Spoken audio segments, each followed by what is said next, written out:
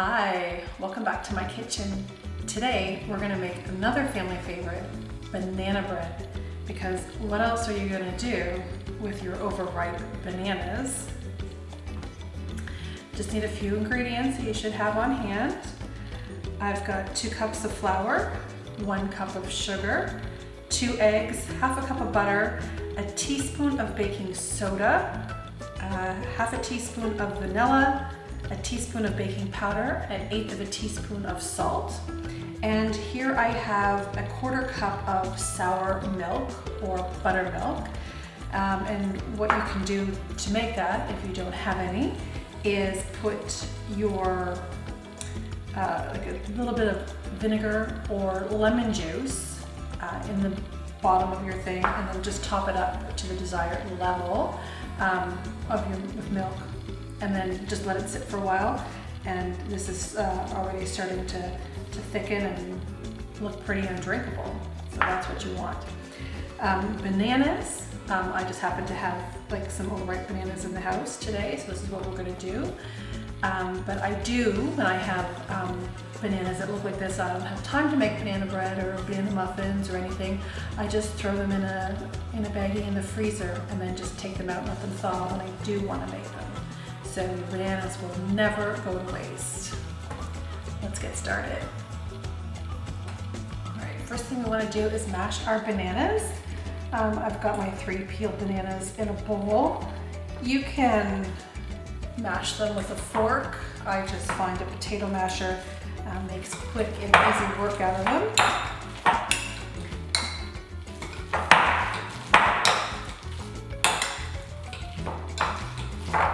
And I've got my oven preheating at 350 degrees.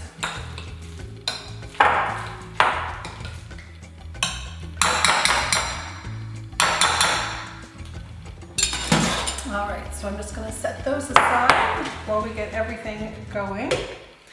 So I'm just going to take my butter and my sugar, and we're just going to cream those together first.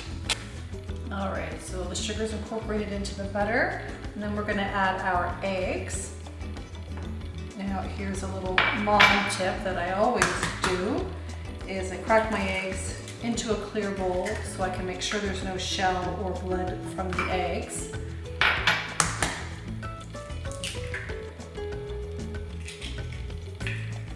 All right, and then we'll just mix that up.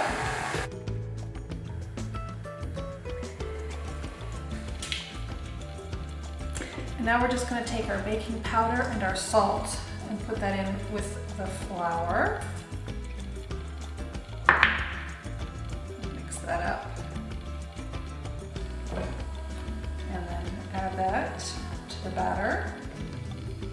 And just start slow when you're going off here, or else your flour is going to be all over the place.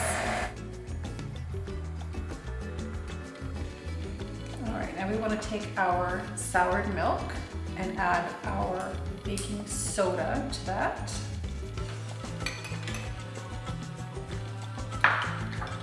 And we'll just stir that up.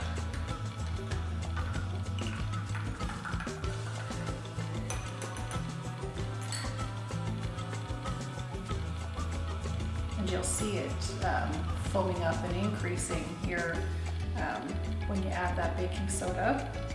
It's always kind of fun to watch. All right, and now we just need our bananas in there.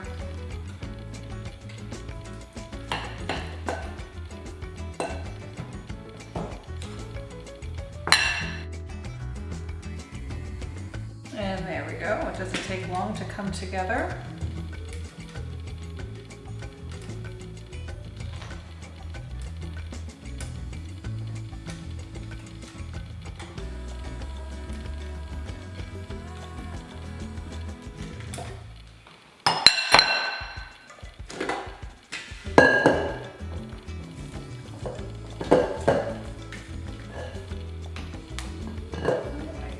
And I have my pre-greased loaf pan all ready to go.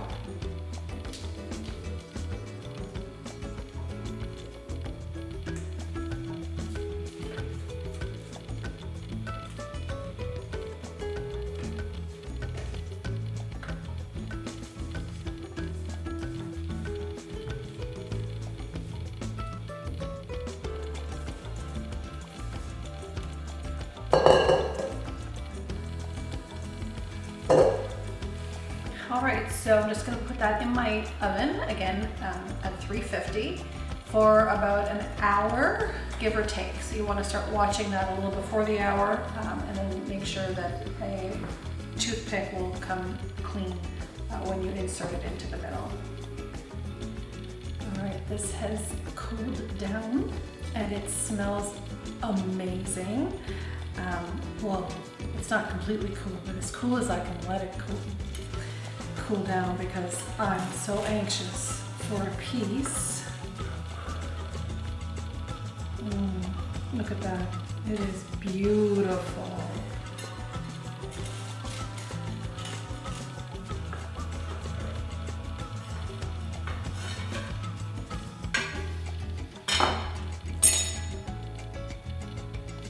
And my favorite way to eat banana bread is with a little bit of butter or some peanut butter or almond butter.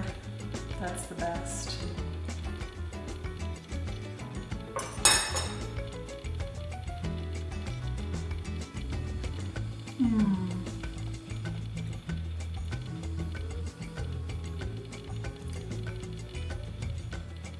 I love when banana bread is nice and crisp on the outside, but it is so moist and tender on the inside. It's perfect.